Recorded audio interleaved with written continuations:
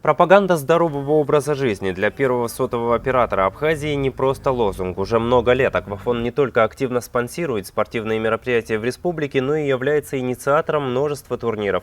В их числе международный шахматный турнир Аквафон Open. Каждой весной, начиная с 2010 года, Аквафон и Госкомитет по делам молодежи и спорту собирают в шахматной школе имени Анатолия Карпова в Сухуме шахматистов всех возрастов.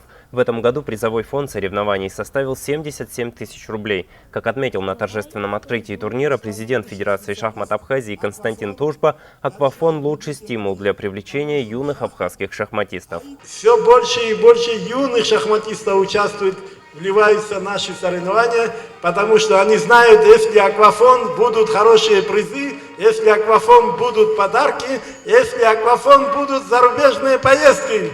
5 лет назад я видела здесь ребятишек, которым было 5-6 лет.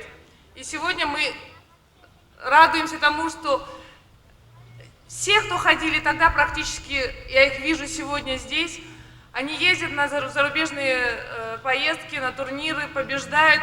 И весь Аквафон, я хочу, чтобы вы знали, что весь Аквафон наблюдает за вами, болеет.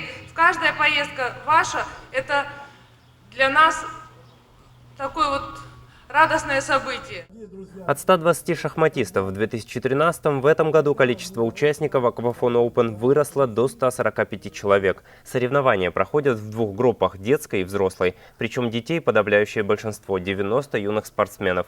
Участники турнира просто не смогли поместиться в небольшом помещении школы шахмат, скорый ремонт которой, кстати, обещали представители Госкомитета по спорту. Самым младшим участникам Аквафон Open еще не исполнилось и 6. Детей, по их собственным словам, в шахматах привлекает прежде всего то, что этот спорт учит самостоятельно думать и анализировать. Можно сказать, тренирует мозги, начинают больше думать. Шахматы – это интересная игра, мозг хорошо думает, и это хорошо для математики. Тут интересно объясняют, и все хорошо. Шахматы – это спорт для умников.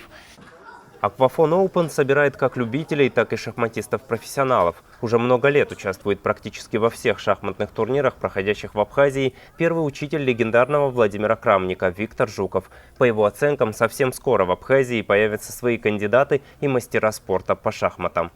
Движение, значит, шахматное в Абхазии стремительно идет вперед, играют в соревнования, к нам приезжают в Краснодарский край.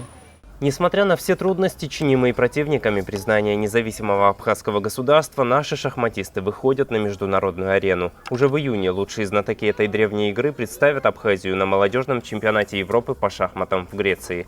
Рустам Зантария, Эдуард Аракелян, Абаза ТВ.